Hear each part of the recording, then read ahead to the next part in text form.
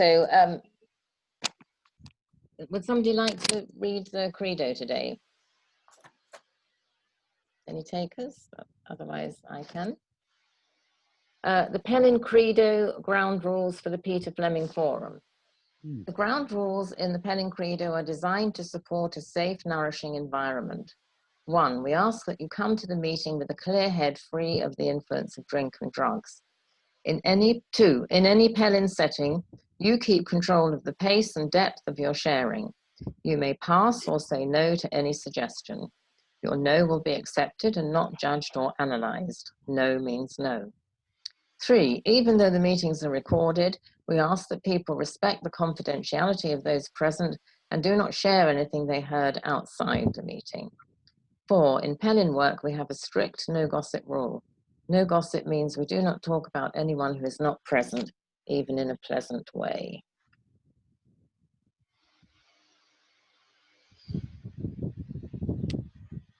Okay, thank you. I'm Peter and I'm in Norfolk, England. Vic? Okay, and I'm Vic. I'm in Abbotsford, British Columbia, an hour out of Vancouver. Nice to see you all. Yeah. Elizabeth?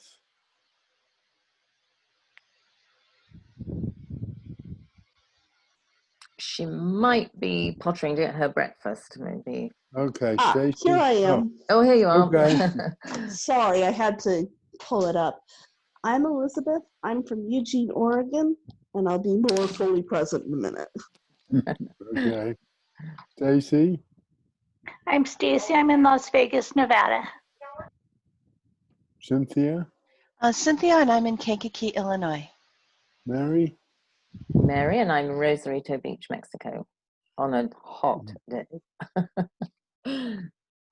We've got some sunshine here. Oh, nice. This part of England, I grew up in Australia, so I love summers.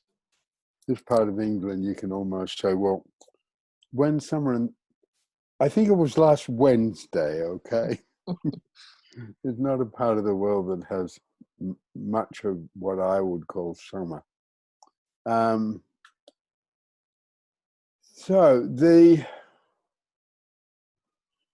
We call the work contribution training. We call the formal structure is the Pellin Institute. And I guess as things have developed over these 5 decades, you know, it's sort of called Pellin. Pellin sort of encompasses everything. But I do like to have the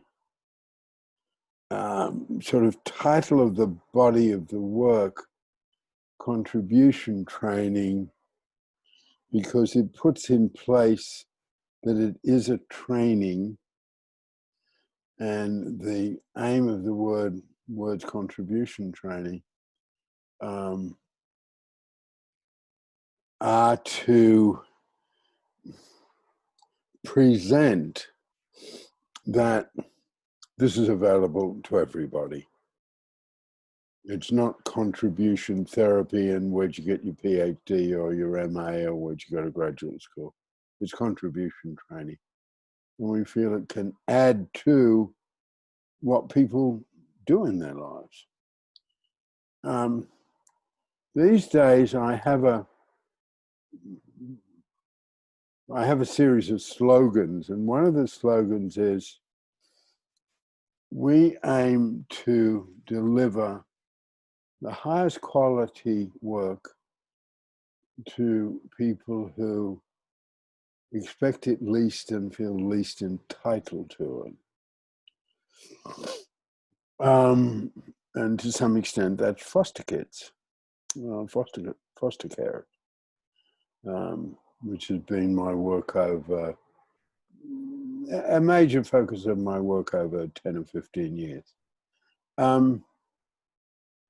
There's a corollary to that that goes along with it. And while we will make that statement, making the work available to people who expect it and feel entitled to at least. We say that we do expect and feel entitled to the best, to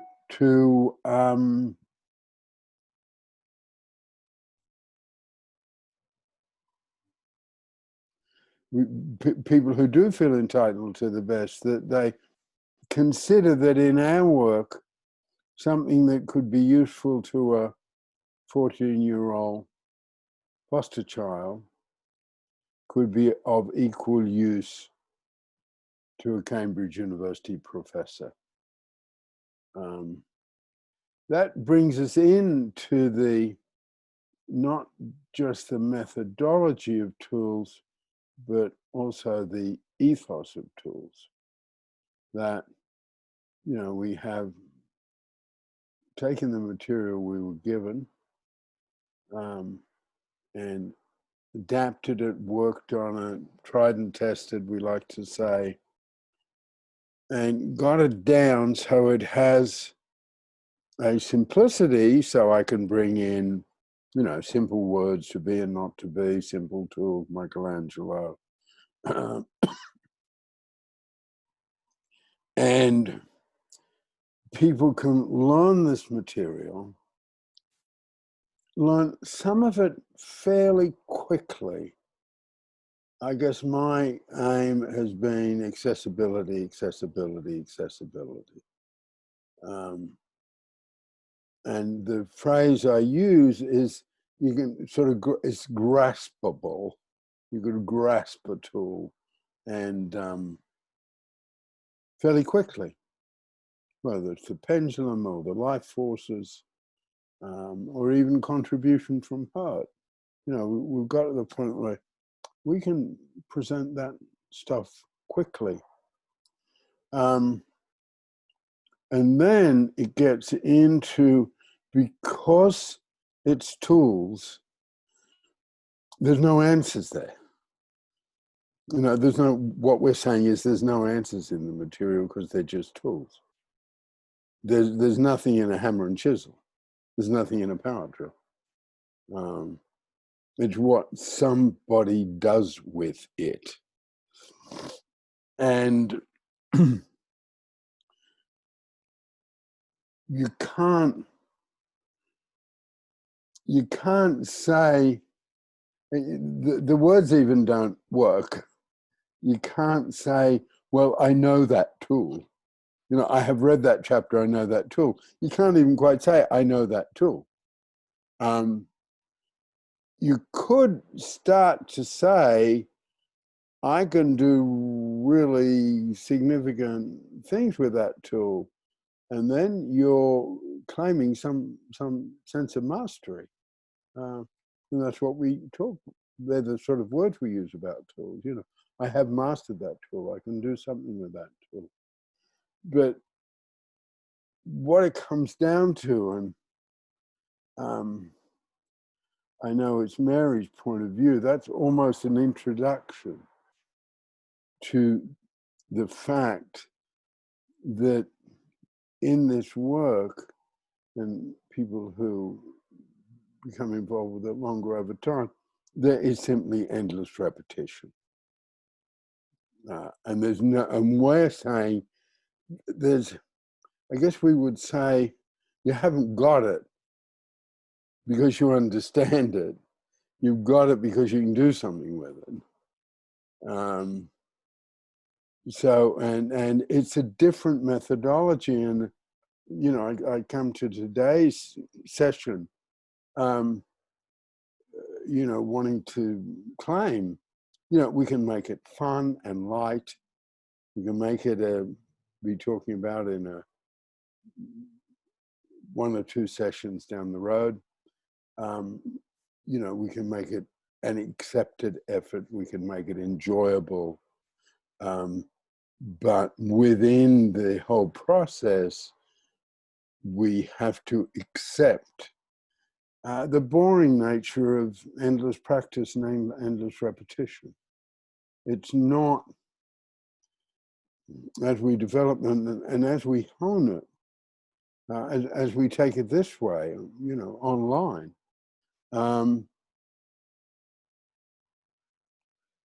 It's about practicing it, using it, applying it, understanding it in different ways.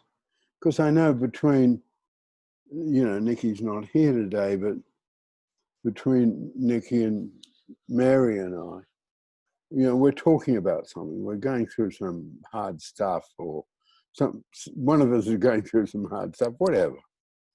And I know, you know, we often say, ah, you know, what stuff he had. It's almost David Pellin, you know,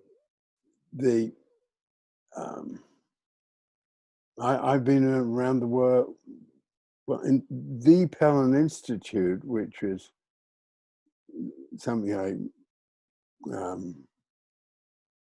want to start working on, you know, tomorrow. But the 15th of June, 2022 will be the 50th anniversary of the Pellin Institute. You know, I'm pretty proud of that.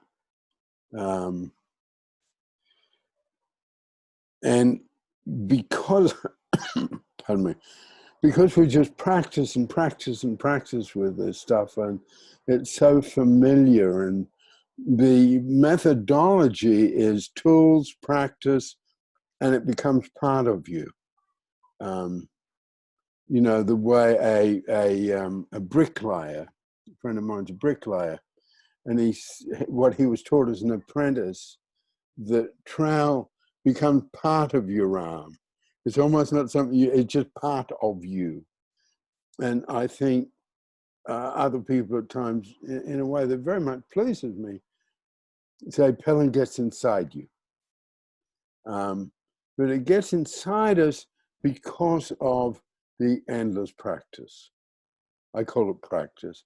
It's just repeatedly using the words, using the tools, and yes, I guess it's my development of, you know, what David gave me, and so, you know, I've got it now. So I can teach it to kids. I know that. We had a therapeutic retreat, foster families, and there's one boy there. I'll call him Billy. His name's not Billy. And he was about 10. It was on a farm, sort of 4 families, you know, foster families and their kids. You know, Billy didn't want any of this stuff, okay.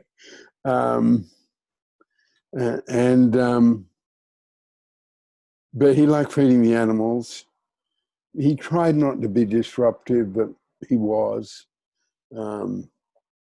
But my colleague and I, Janet, who has come to hopefully will come back to the seminars, she and I are running it together. And, you know, we knew it didn't work for Billy, okay? So, you know, you don't win them all. And then he was there with his foster mum, and his foster dad came to pick them up. He's a sort of big guy, works in the building trade. Nice man. And he sort of looked at me, and I looked at him, and, you know, it wasn't great. And then we were sitting around a table, having lunch when he came in to pick him up and take him home. And he just turned to Billy and said, "What'd you learn?" And Billy said, "Well, wait a minute." He went over and picked up the interlocking circles, okay? I mean, this moves me because this was a big moment in my career. He picked up the interlocking circles, went over to his stepdad and said, "This is where you are, okay? You know, you've got this much material." I couldn't believe it. Okay, I mean, I really couldn't. You know, and it wasn't a big moment in my career because, you know, it proved it. You know, I got the material to the point you can teach to kids, and that's because of practice and using the words a lot, doing a lot of applications, noticing things. This is when I learned the material, you know, with David, times Vickers talked about.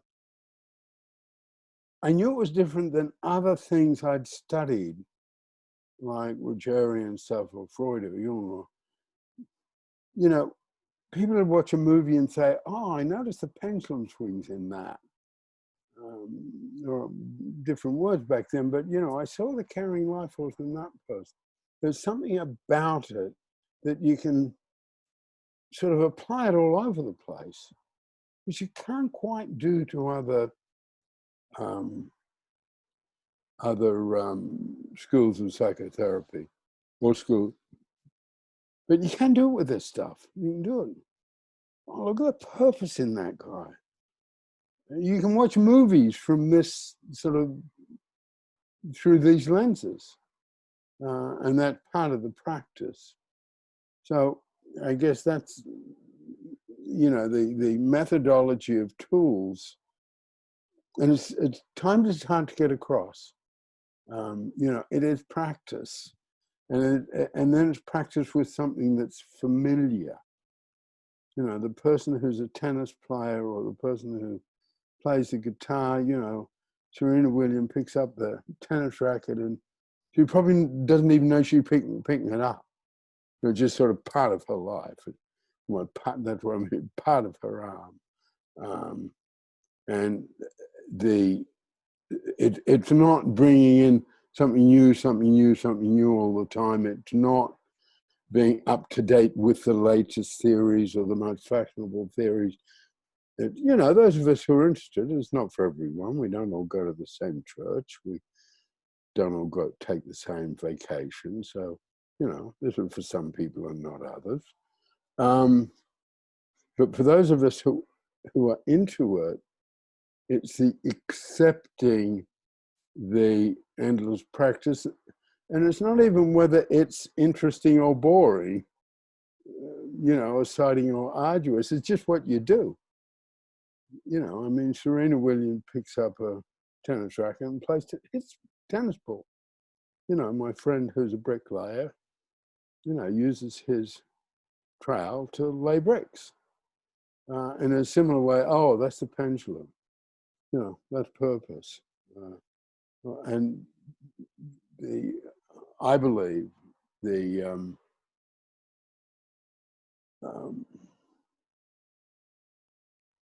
I'm trying to think of the right word. I'll just use the word original. The originality of the work is astounding. And the number of places you can apply it is just astounding. It really is. Anyway, that background to tools that Mary had. What are your comments and how do you want to take it? Yeah, I did have one comment before kind of opening the floor. What popped into my mind when you were teaching was about purpose. Someone can say, "Oh, I really get that. Purpose. Superficial purpose is just when you have a lot of fun, but the feeling doesn't last. And sustaining purpose is when somebody's got a vacation that keeps going through their whole life. And underlying purposes, you know, your job or your family, I've got it." And that's true. It's true. Yeah. On that level. They have, and that could be really useful in their life. They might need to help someone who they could suddenly see had no purpose but a destructive purpose. And what could this, and that was a lot where David Pellin was coming from. You know, can we give purpose to these people who are pursuing addiction or dropping out of school? But then, like, something I noticed in my life, there was a time in my life when I used to think, oh, I've got so much purpose, but I didn't. And the reason is that the little diagram in the manual, the different kinds of purpose are illustrated by little bricks that say FOA on for feeling of accomplishment. And I did have like a spiritual purpose and a purpose in helping people, but I didn't have the structure. I didn't have the daily work. I didn't have feelings of accomplishment that built up over time. And so I didn't really have purpose, because purpose is something that it's not just a feeling, it's something that you're doing in the world. So that's just a brief example of, hi Shelley, a brief example of, you can grasp something absolutely fundamental, like say, I didn't grasp this straight away, but say, oh, the pendulum. If I get high, I'm going to get low. Wow, that could be useful. Or the calm, that's a good place to spend some time in. And that could change your life. That's one of the claims I would make, that just that one sentence realization has the potential to change your life if you went on doing the practice, if you seeking out the calm, right?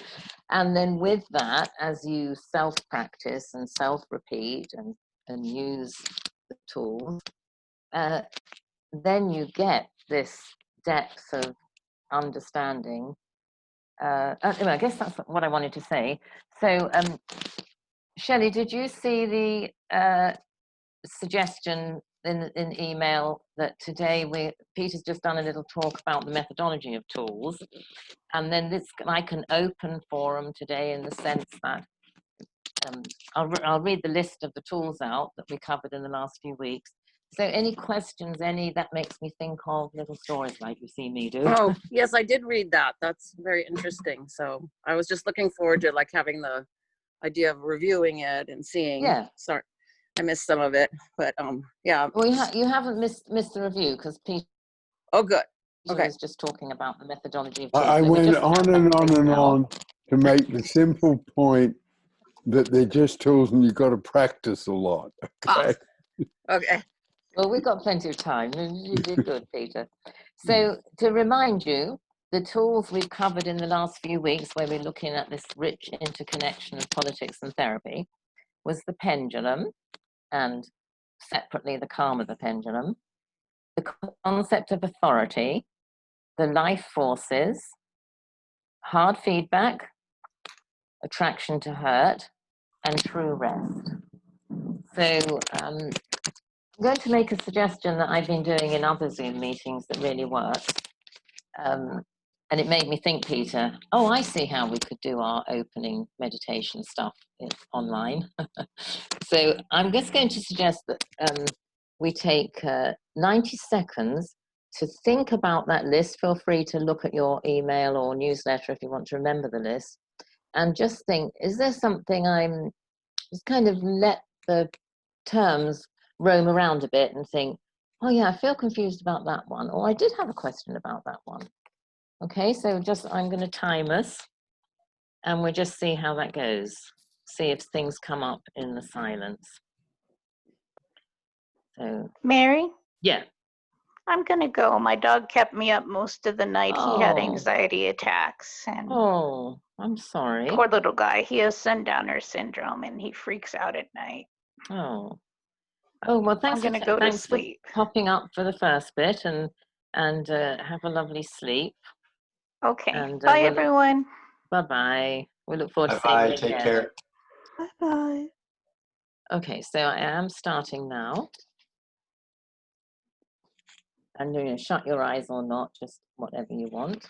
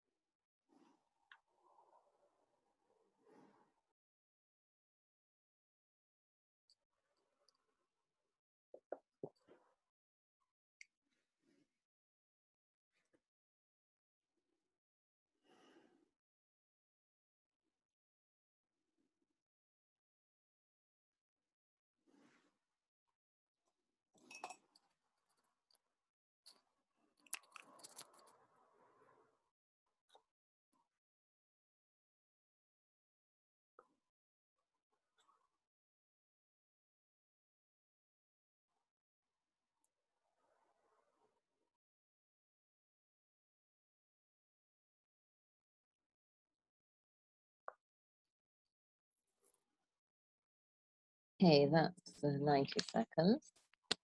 So let's just try like popcorn style, unmuting yourself, and if, just let's see how that goes. Like, who wants to come forward with an observation, question, story about a tool in their own life, anything you want to bring up.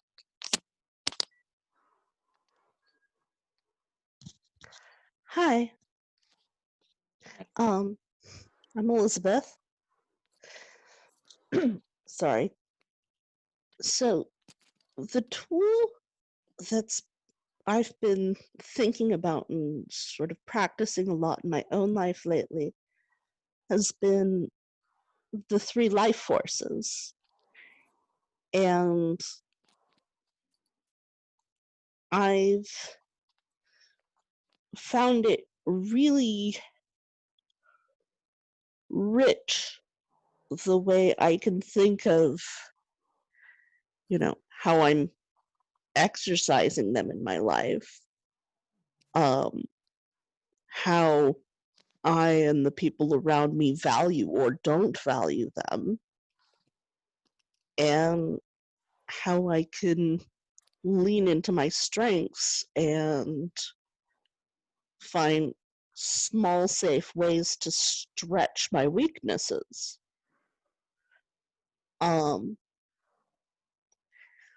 One thing I've been watching a lot in my life is men who are chock full of caring life force by nature. As soon as they forget themselves, it's what they go to. But in their words, they don't value it at all. They'll say things like feelings don't matter. At the same time, it's the thing they're best at. And I'm sort of wondering, is there anything to do when you see somebody doing that to themselves? That's all. Yeah, I think it's a characteristic question of yours. Okay, you nail it. You really do. I like that.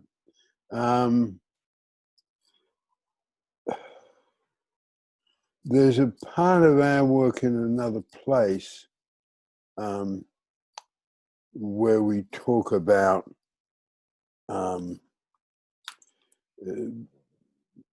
three. This is just a particular way of looking at three things that therapists need. Okay, just one sort of perspective, and it's listening, the caring life force, and therapeutic touch. Okay, and listening is 7 levels of passive listening, and caring life force, the caring life force.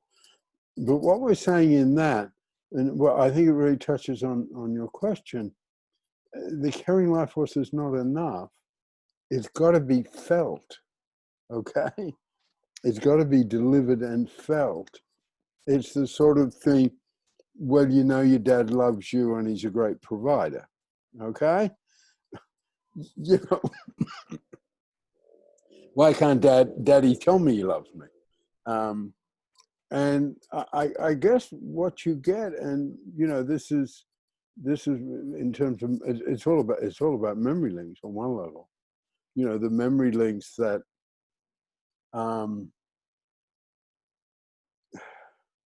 men have to be macho, men can't afford not to be like that. And it's characteristic of some groups, some regions of America, some countries of the world. And I think it's sad when someone has the quality but can't connect to people with the quality, and you know, it'll shrink up, it'll shrivel up, it'll get a bit confused because it needs to be expressed. It needs to be expressed. The tide needs to come in and out. It just can't be stopped by a wall.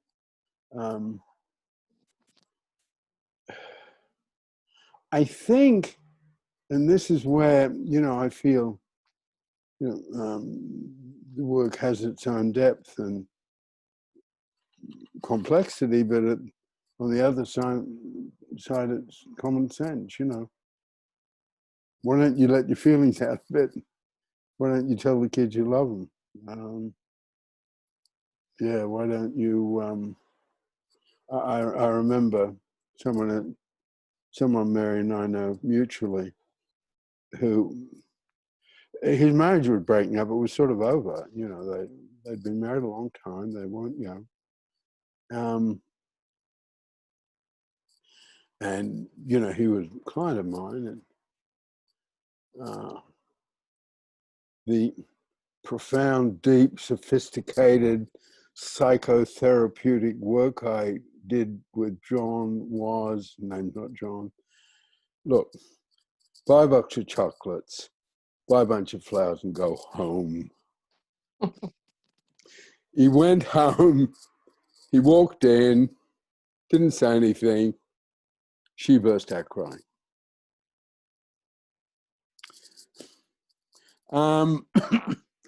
And that's, you know, he couldn't sort of, I mean, it's exactly the same thing. He couldn't quite get his, well, to put it more simply, his carrying life force was not felt to be present with his wife. Okay? You know, her tears, his lack of speech, you know, there weren't any clever words or anything. No, it was a bunch of flowers and a box of chocolates, and walked in. She burst out crying. So I think it's sort of, hey, you know, could you get a little bit, sorry, I'm stumbling a bit over words. Could you get a bit of that stuff out there? Mm-hmm. And you Here's, can, sorry, go on, Elizabeth. Here's a sort of complicating thing to it, in which the particular person I'm thinking of in my life, I married him, whenever he's not watching himself, that does come out. And then when he starts watching himself, he shuts it down. And it's very confusing because it's like I'm married to two different people. I didn't sign up for that. Yeah. Well, I think that's where it isn't just personal memory links, it's very much cultural memory links. And I think the thing with I don't know if this is right, I haven't said this or discussed this with Peter, but I think with cultural memory links, the thing is awareness, bringing it out to be aware. I'm thinking of the white privilege that I knew I had, but I wasn't deliberately seeking out awareness as I have been since the George Floyd thing. And those kind of things, if you speak them as a cultural and social situation, even if you don't use the word memory link, the person doesn't feel blamed. The person feels, oh, could feel, I shouldn't say definitely, but the person could feel, yeah, I tend to forget that. I was told little boys don't cry, and I can, and I did try to defend my own softer side by, I mean, they might not get it the first time, but I'm just saying that they could get to that process. I did try to defend my softer side because I got bullied in the playground. I couldn't really just go on being soft. It was too dangerous. I had to be like the other little boys, and then I was okay. So, you know, it's a combination there of personal memory links, well, the cultural situation and social situation creating personal memory links that slot into that. That's what happens to boys who think they're supposed to be tough. So that's my suggestion about that bit. It's like, you know, conversations about, you could even almost have a conversation about somebody else who's a friend of yours and say, you know, he's such a caring person, and, you know, he seems to get a bit nervous about it and put on his tough man suit. Do you see that? And he might say, yeah, I have noticed that, you know, and then you're not nagging, but he might go away and notice it on his own. Johnny I'd like to comment on or this. Cynthia. Elizabeth, you're like my soul sister, because I thought you were talking about me. I was like, is this a setup? Did they like go and look at my profile? We'd rehearsed it. I'm like, I'm so narcissistic. On, I'm Johnny. so narcissistic. Using the Pellin Tools. Thank you. And so it wasn't until a woman told this to me. She said, Johnny, and this is the movement class. I decided to take, you know, stretch out. I'm a farm boy, okay? You know, got to be in a man's world, man's world, you know, or you die. Like they just, like I told my brother the other day, I have 6 brothers. So one brother, Matthew, I said, can we stop ball busting each other? And he's like, well, that's what guys do. I'm like, it's not that I can't handle it. It's just, I don't want to handle it with people I care about, like in my, you know.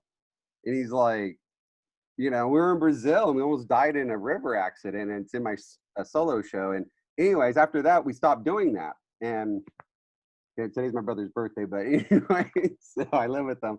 And we just, last week, he was just like, yeah, no, you got a ball bus. I'm like, I asked Matthew not to do it, and he stopped. And our relationship has grown because he listened to me, active listening, you know, and he did action with it because he wanted to either save the relationship or not.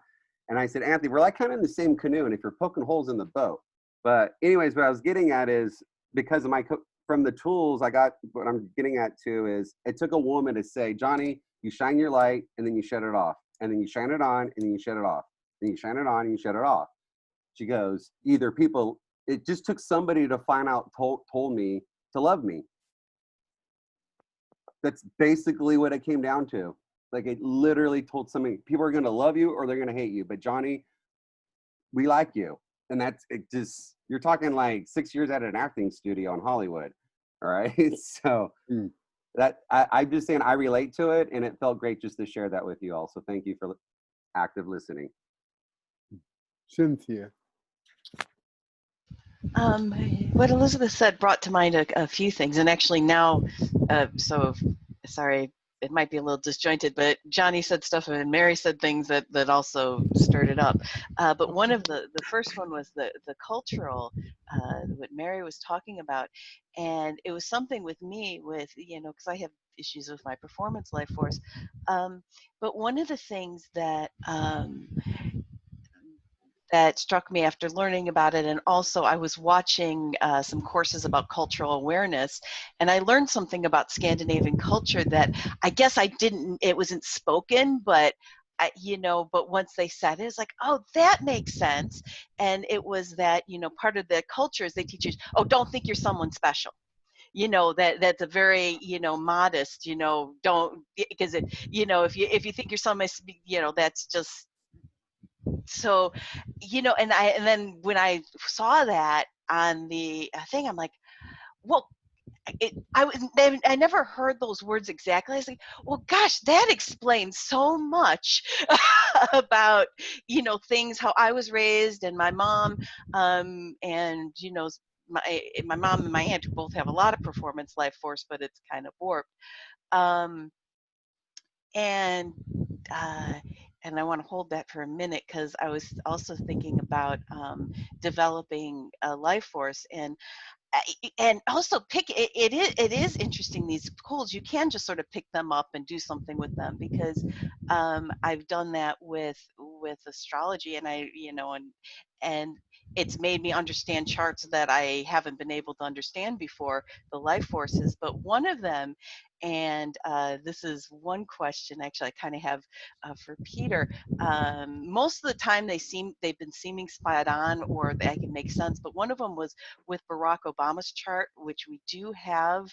But in this chart, Peter Fleming has talked about, Peter's talked about, you know, he has a lot of performance life force, but actually in his chart, if it's the right chart, and if I'm really onto something with this, his performance life force is actually his weakest. He's got a really strong, his top would be material, and then caring, and then performance. But here's the interesting thing, and this is also with his performance life force is off with his spouse. So my thought was, and I wonder, we don't know for sure, if his wife had been coaching his performance life force. And I did see an interview with one of their law professors who had both of them at separate times, and he said, you know, of the two of them, I didn't think it was going to be Barack Obama who was going to be president. I thought it was going to be Michelle. Yeah. So I don't know if that's true or not, but and that's kind of in the related question. Can somebody also, because the thing shows that like sort of there's a fine line of art, and you push them over, but there's been times in my life in which I felt like I didn't have any life force whatsoever. I mean, I couldn't muster up any caring life force, you know, when I was, particularly when I was in deep lows. I couldn't muster up any performance, and I really didn't care about anything, you know, surrounding me. And is that part of how that goes? And I think that's it. Thank you for indulging me. Yeah, there's the pendulum is relevant to some of this. There's a particular place on the pendulum. I call it a low calm. It's on the low side of the middle, okay? It's not the middle, it's on the low side. And it's got a bit of an edge to it. It's got a bit of sort of negativity, resignation, you know, which is sort of coming from the low side of the pendulum. It's got the strength of the calm, and it's a place, I think, some of the things that, going back to what you were saying, Elizabeth and Johnny, some of those hard things we need to say, we can almost, I guess, you know, what I call the low calm, because it's got that edgy bit to it. You know, maybe it's not going to work. I'm a bit resigned. So it's not sort of full of expectation. And it can be quite a freeing place to communicate from, because, you know, it's the calm of the pendulum. So I'm responsible to say it to you calmly without, you know, confusing it with all my emotion and my memory link. But at the same time, I'm just keeping you a bit steady, you know. I bring that in because it's just a particular use, you know, after the tools bring in a lot of nice stuff when you practice with them. Yeah, Vic. Well, can I just address what Cynthia said before we move on? So I was just thinking about the last thing you said about, well, sometimes I feel like I don't have any life forces. And I think that you kind of can't underestimate the power of a deep low, to wipe you out. You know, it wipes out your hope, it wipes out your sense of accomplishment in your life and in daily life. You Stop talking about me. Sorry. You feel worthless. You feel you haven't achieved anything. Now I'm talking about Peter. No, I'm kidding. But you know, we can come from a place where we are sure of, where we can evaluate what we have succeeded in doing in our life, and are calm about it. You know, the fact I don't have a very good work history, but what I did instead was deliberately go on a journey of self-discovery, and I did that in a way I've got really valuable things to communicate with people, and sometimes I'm at peace with that. But in the low, you know, everyone but me has children, everyone but me has had a career, every other therapist in LA has clients, and, you know, I won't say any more about that one. And so you just sabotage. The deep low is a place of such sabotage, and that's one of the things it does to our sense of our own life forces. And because the life forces, I hadn't thought this before, and I don't think I've heard it before. But the life forces are, in a sense, how we keep track of what we have to contribute. You know, like I can contribute with my performance life force by going on the stage. I'm not contributing as much as I would like from my caring life force, but here I am with my oldest friends, and I'm creating, you know, helping hold together a harmonious household. And I've got material life force, all the things I'm doing with Pellin that I mix in with performance life force to take on lots of challenges. So why did I say that? I can't remember. Well, no, I wouldn't. Never. I don't know why I said it. Oh, No, yes. you were talking about the pendulum. I was talking about the pendulum, and then I just had this new thought that our awareness, when we're aware of our life forces, we also tend to be aware of, oh, I do anyway, of where and how I can contribute.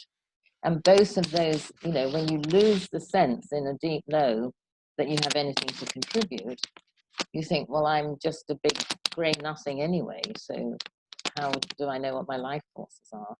And I think one of the ways we know when we've absorbed the tools more is we can say, well, even though you're feeling low, Mary, you know really that caring life force is your biggest thing. And if you're not feeling very caring at the moment or something, you know, you can get a bit of perspective when you know the tools and just say, this is the deep low of the pendulum talking. I'm sabotaging myself. I mustn't take on too much of it, even though it feels horrible to live through. I'm just going to let the dog out. Yeah. Vic. So I'll just give you a little bit of background. It's actually hard to convey the degree of connection that I feel with what everyone has said. Right from the beginning, Peter, what you said about the repetition and the tools has touched me very deeply, and I'll have to come back to that another time and even maybe send you an email because there's other things I want to connect with. Cynthia said something that for the last 5 minutes I've been thinking of, and now I've forgotten what it was. So that's how, you know, and everybody's connection. But Elizabeth kicked off something from the very beginning that has really got me thinking. I had an experience the other day that I will share that's connected very much with what Elizabeth said and with the knock-on effects of what Elizabeth said. And just again, as a bit of context, I wasn't sure I was going to be here today. Vic, can I just interrupt for a minute? I'm Sure. really sorry. I might have turned off the recording. I pressed the wrong button on my computer. No, that's okay. The recording's It's on my still computer. recording. I'm Okay, recording. a moment of panic, all right? No, my Sorry, computer's Vic. fine and it's going. Because I touched, anyway, sorry, Vic. No problem, understandable.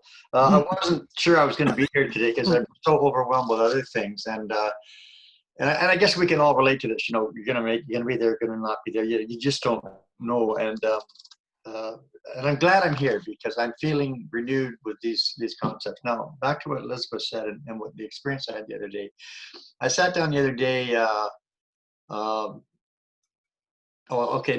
Now I've just remembered the thing about what Cynthia said. Cynthia talked about people without life force, and again, with being careful the words that I use. I'm dealing with someone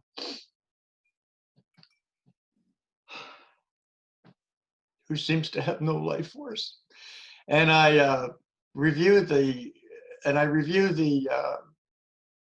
formal, you know, descriptions of mental illness, and they talk about people, you know, who lack the motivation and to take care of themselves and everything else. And so I really connected when Cynthia said that. So now I got to switch back to Elizabeth. I had an experience the other day. I was sitting at home and, you know, wrestling with, you know, the people I'm trying to help and stuff like that. And I really like YouTube TV because you can put in search and you can get all kinds of stuff, including the Peter Fleming forum, where you can get anything. And a movie popped up that I hadn't seen before. It was a made-for-TV movie. It's called Nuremberg.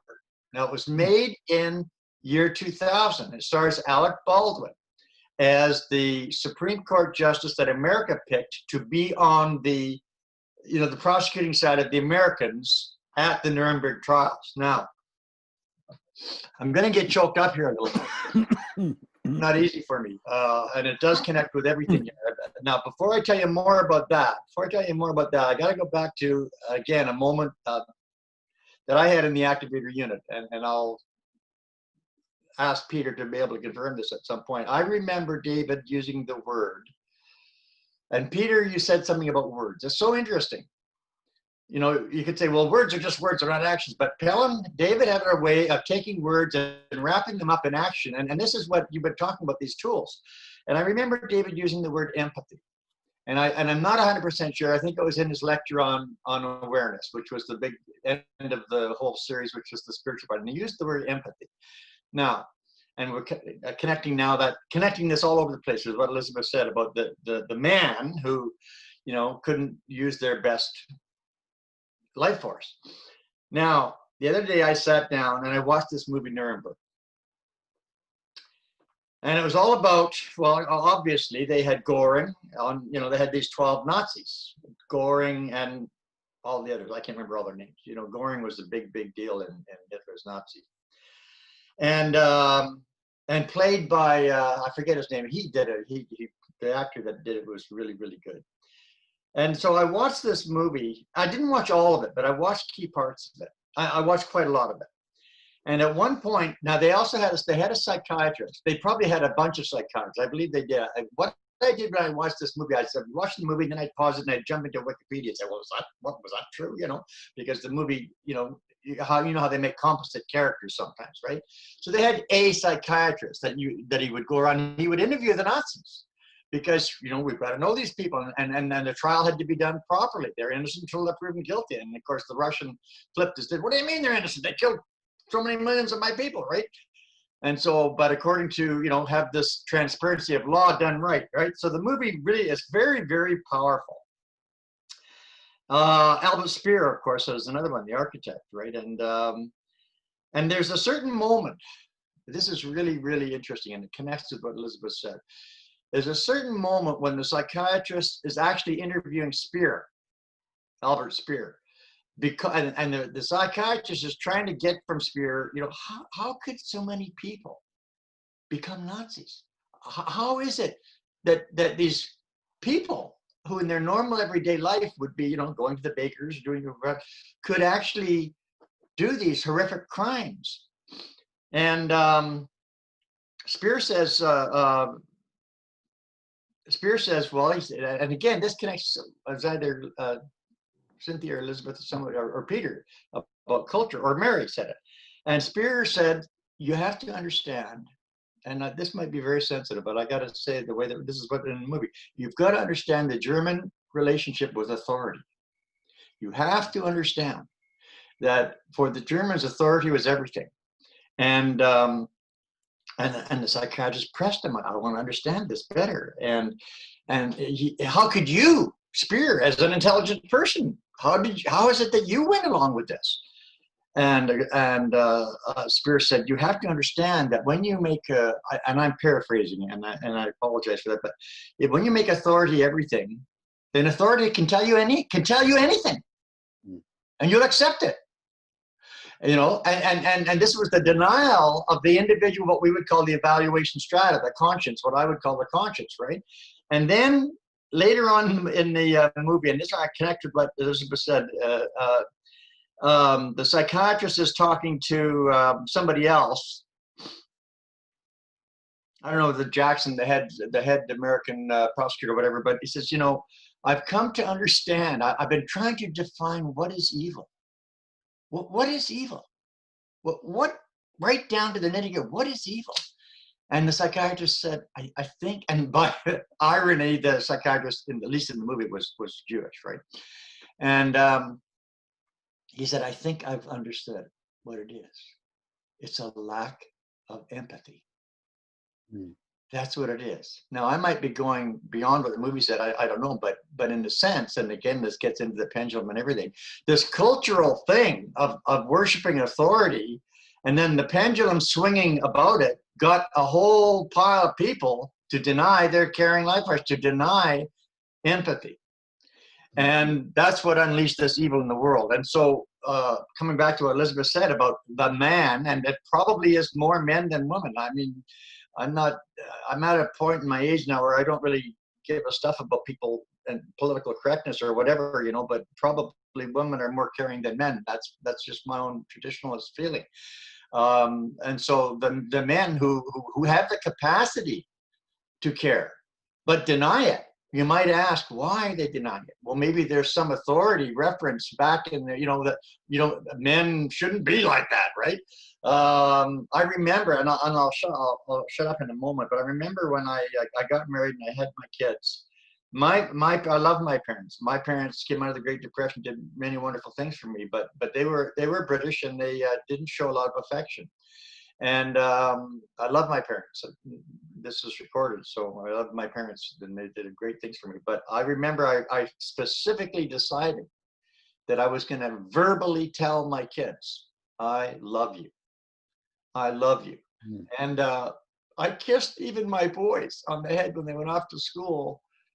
I don't know, until they were 12 or 13 or 14, I don't want that anymore, And now I don't know if it almost looks like none of it's done any good because my kids are alienated. But anyhow, I'll shut up in a moment, but I wanted to connect you. Elizabeth, you really triggered something really big there. And then other people mentioned culture, and then we talked about, authority.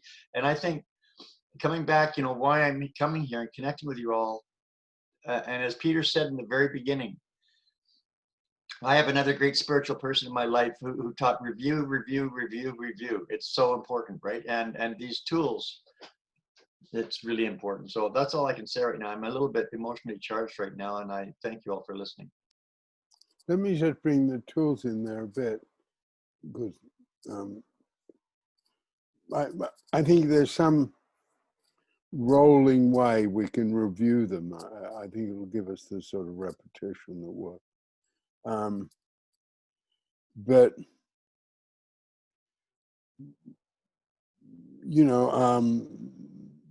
the whole thing about Germany, the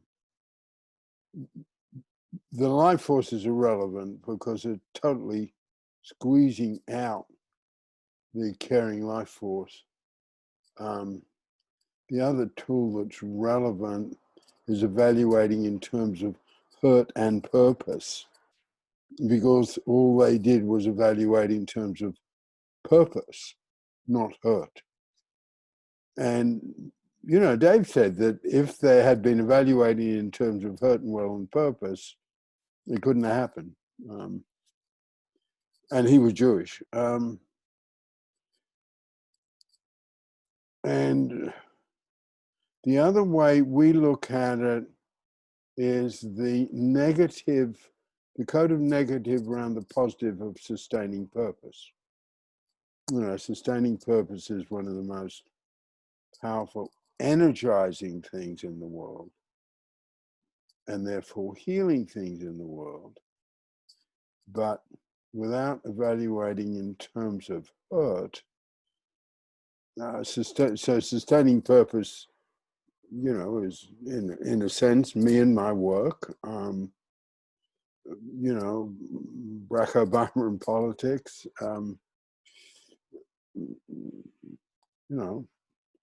Billie Jean King and tennis. You can see sustaining purpose working all over the place. But it's a very powerful force. All the great religions are founded by people who have great sustaining purpose, and they can communicate that great sustaining purpose to, millions of others. The code of negative around that huge positive is Germany in the 30s, is the, obsession with authority, obsession with the man, obsession with the movement. It's, so many spiritual movements go wrong. So many movements led by a guru go wrong. Apparently it's power corrupt and tends to corrupt, and absolute power tends to corrupt absolutely. So there's Nazi Germany is the classical case of the destructive side of sustaining purpose. So thanks for bringing it that one up.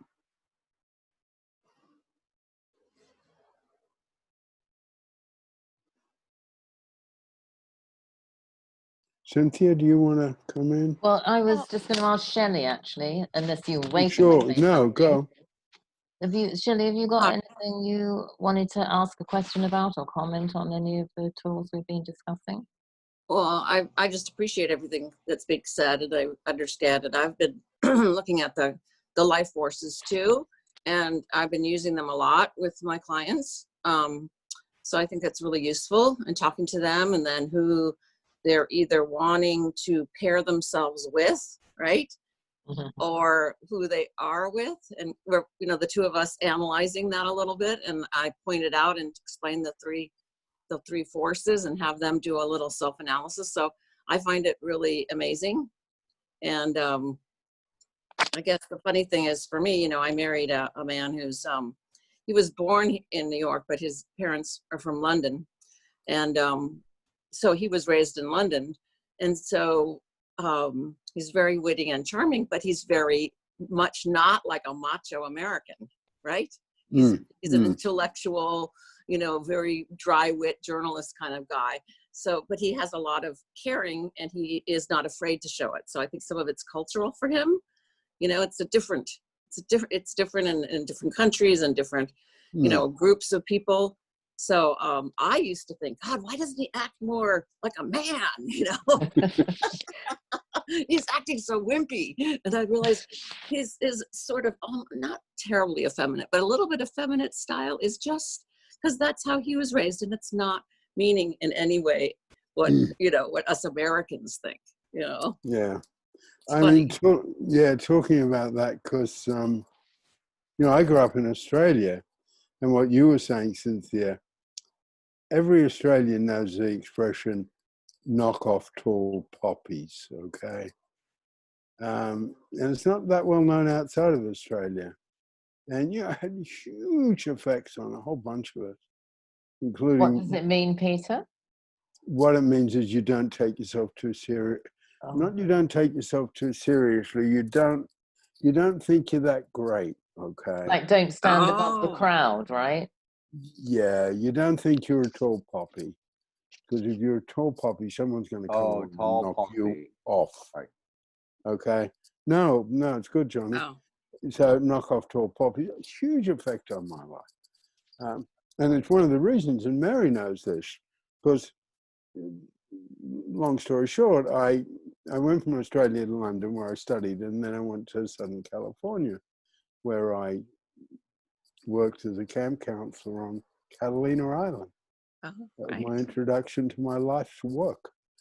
Literally, I had a background in economics. I was going to be the, young economic with this career in Canberra, which is Australian's equivalent of Washington, D.C. And the spirit I got in Southern California, do it. You can do it. Try something. Go for it. All of that changed my life. But that other thing, you think you're really special, don't you? And talk about memory links. It's quite embarrassing for me to say this one. I don't like sharing it. But when I was a kid, I don't know, we went at 11 or 12, and we went to the cinema on a Saturday afternoon, and we came out of it, and I talked about it. And my friends, we're close, very close group of friends said, "Oh, profound, boo-boo, profound." And that just, I felt absolutely cut by that.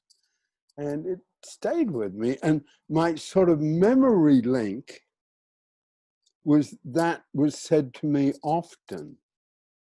It was probably said once or twice. That was all.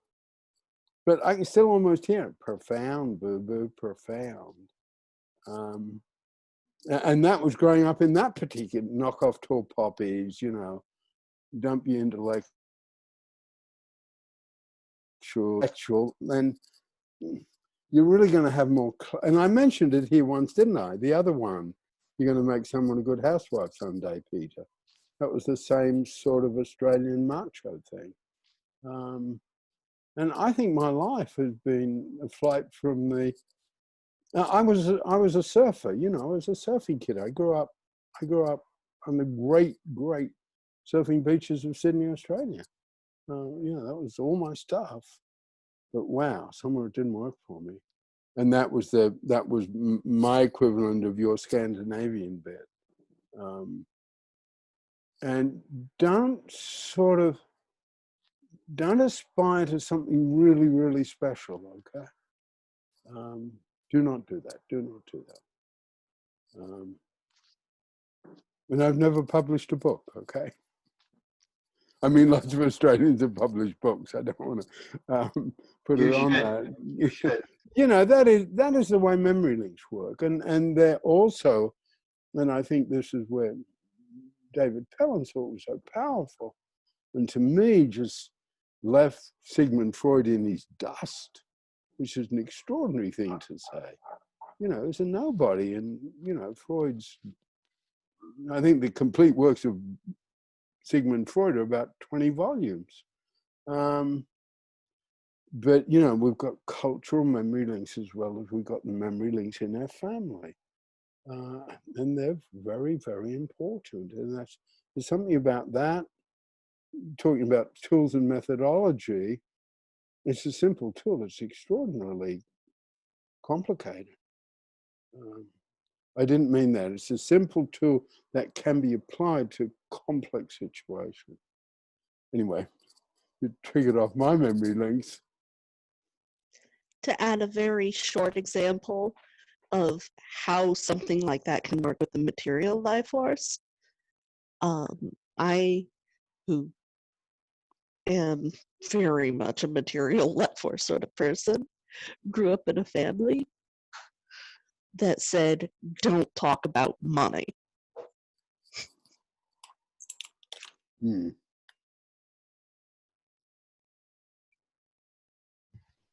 One thing that I was go gonna ahead. oh, I'm sorry. No, you go ahead, Cynthia. Okay, it's just a quick thing I was gonna say, and it's related to something like way back, but I was thinking through in terms of, you know, when I've been in deep lows and stuff, and I've had some, actually now knowing the pendulum, it's been actually helpful because I've had some lows. I'm like, oh, well, I've just been high for a while. All right, I'll just get through this, but and I won't take this too seriously. But you know, in times when I've been through in some real deep lows, you know, I think I know what my I think I have a safety valve there, because at a certain point I'm like, gosh, I'm annoying myself. But when I do that, one of the things I noticed was thinking about the life force and my questions about not feeling any, and learning that my dominant actually is material, which surprised me a little, but it makes sense. But the very first place I can go when I'm in that point, if I need to get some feelings of accomplishment, if I'm going into this deep low, it's usually a material thing. I need to do something physical and some sort of sense of accomplishment that I can actually physically see something's been done, like, you know, weeding a spot of the garden or something. That occurred to me, and I just want to throw that out. Thanks. Yeah, just to touch on that briefly in terms of revision of tools. I mean, that's the classic thing that works in a deep low or compulsive low. You know, something physical that brings in quick feelings of accomplishment. And, you know, the way we use the tool, the bit you got it there is what we'll tend to do in the deep low. Well, I'll do the whole garden, right? So we will set ourselves up a goal that we cannot in any way achieve, and then we can confirm that we're no good, and we sink deeper into the low. But if we can keep it small, and it's often something out of our childhood or out of our growing up. Not always, but often it is just some physical activity that brings in that shot of FOAs, which we're saying, and I'd like you to talk on this, Mary, because you're the main spokesperson for this part of Pellin. We're saying the pendulum combined with those, I'm calling it doses of FOAs, okay? And practiced, that word's placed in there, is better than a substitute for medication. That's a very strong statement. We have a better approach to bipolar than medication, with a combination of the pendulum, FOAs, and tools that are around that. Well, I'd just like to refine that last bit you said, because, I find my emails from the Femininity Project, advocate for mental health recovery. And part of that is, I think it is really important to, I made a personal choice. I was going to get well without medication. And took a long time.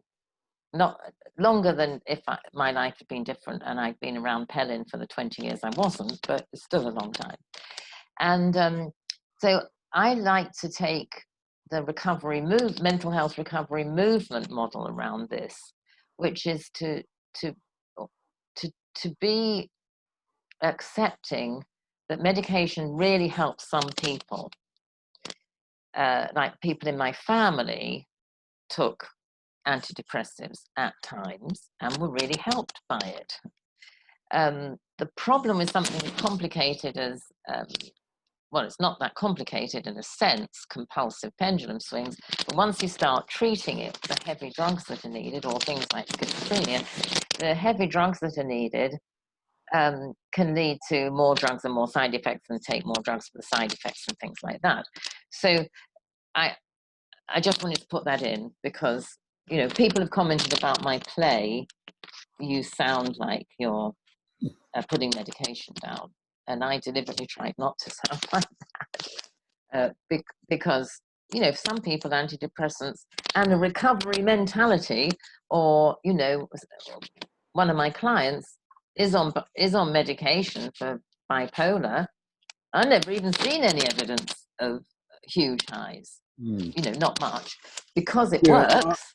And let me just finish. Because it works, and I've helped to have a recovery mentality. So I think the important thing is a recovery mentality. And if I can just finish, and then you can come back. What I wanted to say when I first came on was, I was so happy to hear you say, Cynthia, because I know I've tried to convey this to you. I was so happy to hear you say, I'm feeling low. Yeah, I was a bit high. I think that's such a great use of the tool when we're starting to learn how to actually apply it, is that thing of getting a bit of perspective on how you don't feel good that day, or that week, or even that month, to say, I had that. And the thing about highs that's hard to understand when you first learn about them, maybe partly because of the jargon we choose to use, it doesn't mean that it can mean, but it doesn't necessarily mean you had a great time for a while. Because if you have a really intense work period that's combined with a bit of stress about, nowadays, about what's happening with the pandemic, and are your parents going to get ill and die from it? I mean, if you have prolonged stress, that can be a high. And then you can come from that into a depression that doesn't, you kind of wonder where it's come from, but or working very hard for a few weeks. And one just as a tip for people that have their pendulum move a lot, one of the ways it's not in my play, but one of the ways I learned to use the pendulum was, I remember when I first met my husband, was to welcome a brief low. Because I thought, this is bringing me, I'm basically in a good place, and it's bringing me down temporarily. Oh, I'm going to really thank this feeling of low. And when I met my husband, who was a Scorpio, had a very sharp tongue at times and tended to blame other people for things, we'd be having a really nice time, and he'd suddenly say something a bit mean. and I'd get struck into a low, and I'd go, well, thank you to myself. Thank you, meaning it, I mean. I'm really grateful that you brought me down because I know I'm going to need being brought down out of good periods if I'm ever going to get better from this. I just learned to value brief visits lower down on the pendulum, even quite horrible ones, to just say, in the end, I'm going to get closer to the middle tolerable range. I think that's the end of what I wanted to say. But I was really happy to hear you because let me just finish with this. Sorry, I don't think you can underestimate how, if you're in an emotional state where your feelings have kind of got hold of you, the power of being able to think about it. It literally physiologically activates a different part of your brain from the one you're stuck in, because it activates your frontal cortex.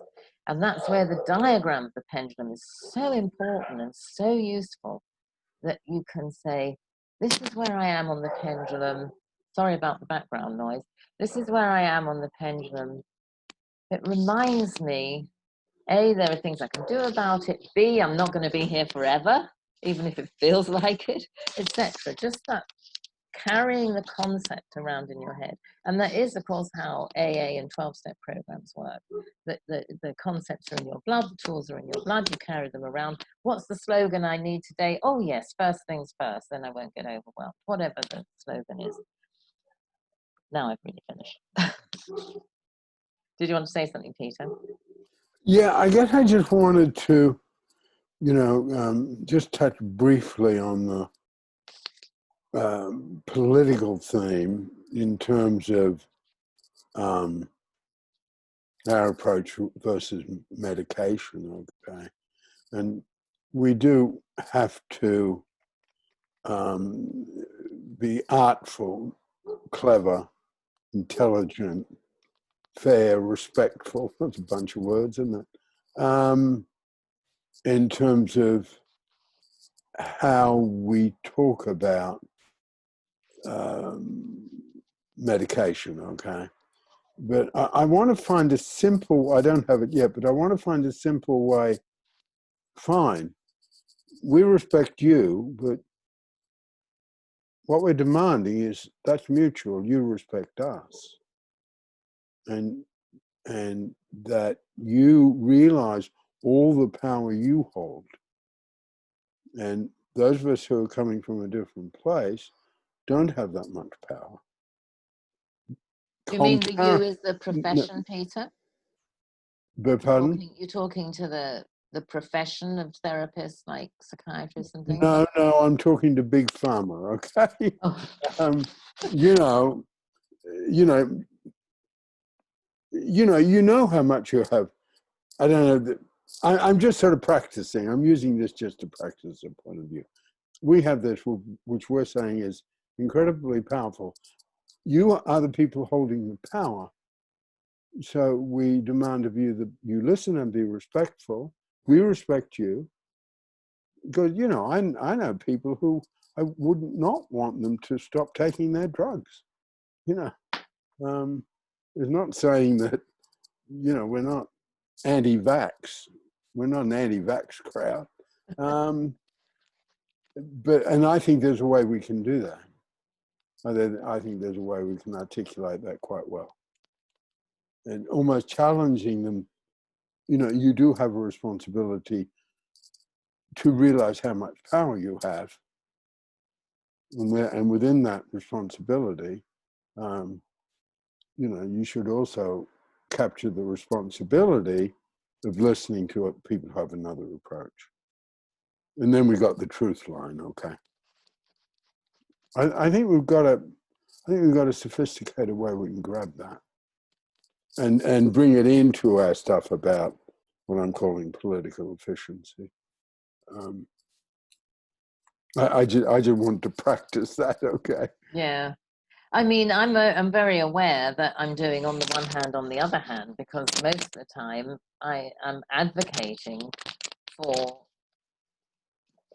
profound change, fundamental change is possible without medication. And if you have contribution from hurt and purpose and feelings of accomplishment and learn how to have a choice around your emotional swings, you can get better.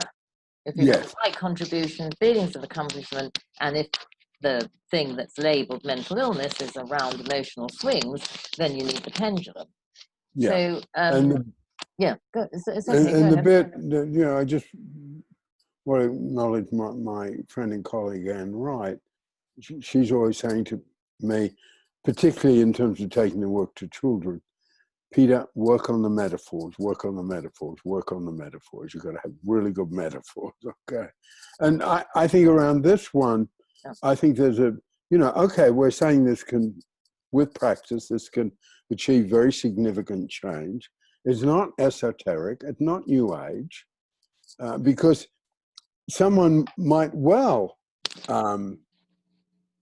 solve their bipolar condition by going to the gym 5 days a week.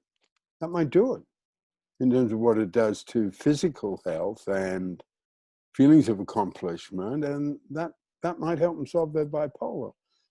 I'm just sort of rehearsing so we get the right metaphors, we get the right brief statement we can make. Because and I think the statement, you know, you are holding a great deal of power. So, you know, if someone's the patriarchal father in the family, that person has a lot of power, and that person needs to listen to the kids. That's all we're saying to you. Listen to us. Sorry, Vic. I'm going on a bit, I know. This is very quick. You're asking for metaphors, and as a writer, I would strongly recommend that metaphors can be very useful, but maybe I'm going to get in trouble here, but as far as your big pharma thing, one of the metaphors you might use is Dracula in charge of the blood bank. I'll get up. Yeah. Tempted, very, that's called using the tool, being a nag about reviewing the tools. That's called attraction to hurt, okay? You so-and-so, so-and-so, I'll take you on. And I'm taking the swear words out. That's attraction to hurt. And a pendulum swing at the same time, okay? I'm just noticing the time. Is there anybody that had a last question before we do, you know, set our closing, where we are and anything we want to add? Is there anyone who's got a question about the tool? Oh, Vic, go ahead. The only little question I have, and we may not have time for it, but for future references, I may have missed a session. I'd like to get a better understanding of what is meant by the phrase attraction to hurt. I'm not quite clear on that, and I would be happy if we've got time for a brief discussion on it. What does that mean? That's what I'm interested in. Well, I think you missed our, I'm BSing now, slightly. You missed our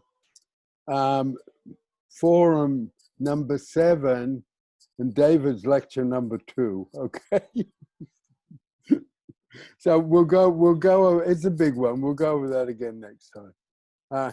It's the part where he linked attraction to hurt to callousing, okay? It's that bit of his work, yeah. Was that a phrase of Dave's, attraction to hurt? Oh, yes, yes. Oh.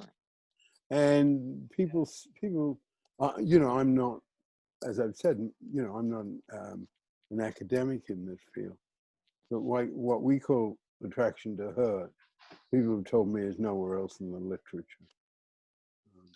I think I do sort of now, I think I do remember David using the phrase, but you saying that I missed the lecture is kind of ironic and humorous in the sense that I might have been there, but I might still have missed it because of what I was dealing with. So thank you. You know, Vic, that's a really important point, actually, you've accidentally made, I think.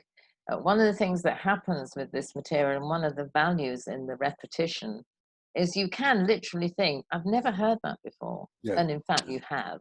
You might have read about it, and it's I think it might be called in Gestalt foregrounding. I'm not sure, but it's like you kind of notice what you need is going to jump out at you at different times, you know, and when you can do something with it. I put this recent, well, actually, no, I wrote a draft for what I wrote on Sunday, and then I didn't use it. But in the draft, I literally heard Peter teach the pendulum, Anna teach the pendulum, Carol teach the pendulum, and earlier people's names I can't remember. I heard the pendulum a multitude of times. I taught it a multitude of times, because that's the model you learn by teaching. It might have been a year into repetition, when I went, oh, I get really high and I crash to a low and I go right through the middle, and I never experience the middle of the pendulum. I've taught it hundreds of times, probably not dozens, before I knew that fact. And every time I heard it, I heard, oh, that's a new bit, that's new. It wasn't a new bit. It was the bit that was going to sink in that day.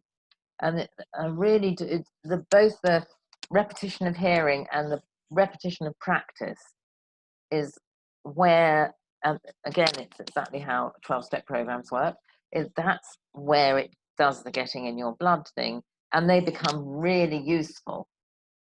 They become really useful when you have gathered these little fragments that get highlighted and suddenly that makes sense. Next week, oh, that makes sense. And the next time, oh, that makes sense. And then it becomes more cohesive, and you really know how to use, you know, I really know how to use the pendulum if I need to use it consciously, to say, come down, keep quiet, no, speak up and take a risk. The pendulum's there with me every time I make those decisions. Yeah. There's something else, just to finish up. The methodology of tools and practice sort of means, of course, a whole bunch of times is not going to work for me. It's not a sort of formula that I live my life by. It's different than that. It's a tool that I practice with. Maybe sometime I'll choose the wrong tool. You know, sometime I won't use it very well. But so it's not like, did that work in this situation? In a tight formulaic way, it's, as Mary said, just the sort of constant, to use the word in a slightly different way, the constant awareness of it and the constant practice with it, and I guess the familiarity with it. There's something about, you know, I want to continue with this theme maybe next time. It's an emotional learning. And I've said that before, and if you've seen the film that's on our website about David, the way I sold that film to the National Film Board of Canada was, this guy's an emotional teacher, and that's really unusual. That's the way I sold it. So it's the it's sort of not worrying if it works every time, okay? And not even worrying if you understand it every time. I mean, you know, Serena Williams is not going to fall apart if she plays a bad game and loses an important match. Anyway, I just wanted to add that bit, the familiarity, the practice, the not worrying about when it works and when it doesn't work, but just having it so it's very, very familiar over time. That's the way it works. That's the way this stuff works. Okay, well, thank you for coming. Yeah, I'm Peter. I'm in Norfolk, England, and yeah, thank you. Yeah, thank you. Shelley?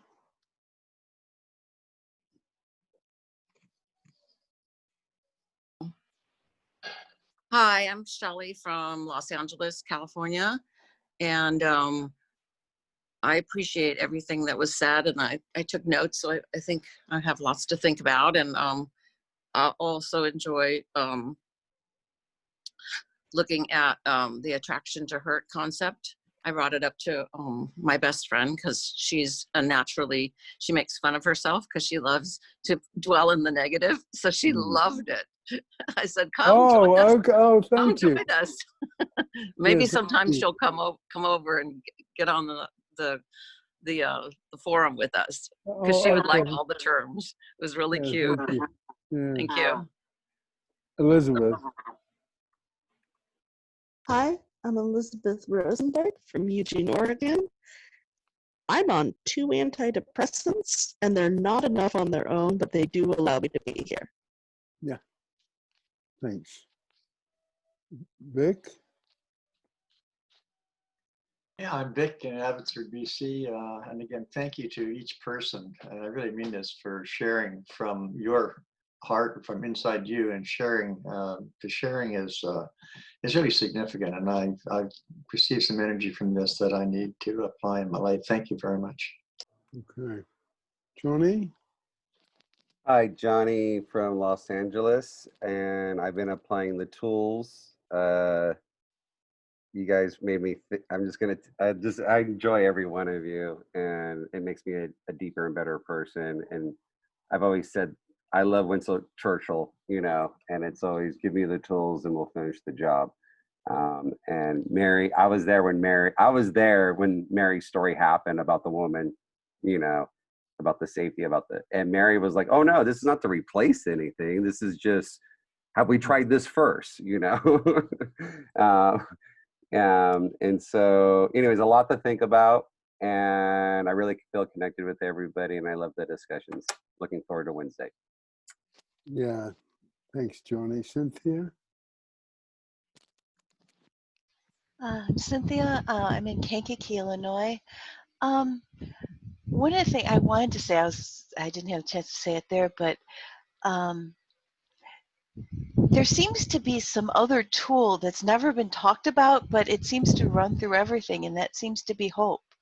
And it really occurred to me, Peter, you said something which has been really helpful, because I've been despairing a lot about what's going on in our country, and I mean, I'm not really involved in it, but you know, it sort of looks like everything's falling apart. But you said, well, we specialize in hopeless causes, you know, in terms of with Pellin. And 2 things that happened, and it was with, and I think I talked about it in the group and stuff, and but you know, watching the movie Hamilton really sparked 2 things in me. And here's it was these memory links I had when I taught in a alternate behavior disorder school in this town, when it was a really rough town. I mean, you know, there was gangs all over, there was economic depression. And one of the things that threw me into a low that lasted for years was hearing a child tell me, a 2nd grader tell me, I don't think I'm going to live past 20, and then trying to talk, and it's like, well, a lot of my friends didn't make it. I saw my cousin got shot. I was there. And in Hamilton, there's this line in one of the songs. There's 2 parts of it that just gave me hope again. One of them was listening to the song "My Shot," and it's done in this rap hip hop style, which is, you know, but he does a really good job with it. But he says, as examined Hamilton in there, he says, I never thought I'd live past 20. Some people, where I live, some people get half as many. And I'm thinking, my gosh, some kid who believes that is hearing that. And this man who said this, you know, I mean, it was fiction, but this man grew up to be Alexander Hamilton, who did all the banks. I'm like, what a wonderful thing for these kids to hear. And also, I saw like a little promo for it, and then they did this thing about all these kids rapping, and just listening to, as a former teacher who, you know, despaired of it, to hear these kids saying, rapping this one part about how he got a lot farther by working a lot harder, by being a lot smarter and being a self-starter. I'm like, what a message for kids to be rapping. And just hope welled into me for the future of our country. So. Thank you. Mary. I'm Mary, and I'm Rosarito Beach, Mexico. And I know, it just what Cynthia just shared brought tears to my eyes. And both bits, you know, the hope of the last bit and the pain of children growing up thinking they won't live past 20, which I've heard here in LA, of course, different situations. And what was that thought I just lost again? I guess I'm not going to get it, so I'll finish there. Okay, I'd just like to say a couple of things finishing. Johnny, I came across, I don't have the words absolutely right, but a quote from Churchill I hadn't seen before. And if we are prepared to look a long way back, then we can look a long way forward. Mm. I'll have the actual precise words for now. That's why I did a solo show unknowingly, but perfect. Thank you. Okay, I'll get the, and I've done a lot of work on hope, and there's a background to that, and we'll make that the theme for Wednesday, Mary. Okay. Yeah, you've given. We have to talk about it because we've got 3 ideas that you've promised next time. That's fine, but we'll decide where they go. Okay, Sorry, let's use the Mexican background. Well, you know, the great Studs Terkel, Chicago, by the way, said hope dies last. So we're going to do hope first. So we'll do hope on Wednesday. Yeah. Okay. Okay, guys. Thank you so much. Love you guys. Okay. See you then. Bye-bye. Bye bye. Bye. Bye bye.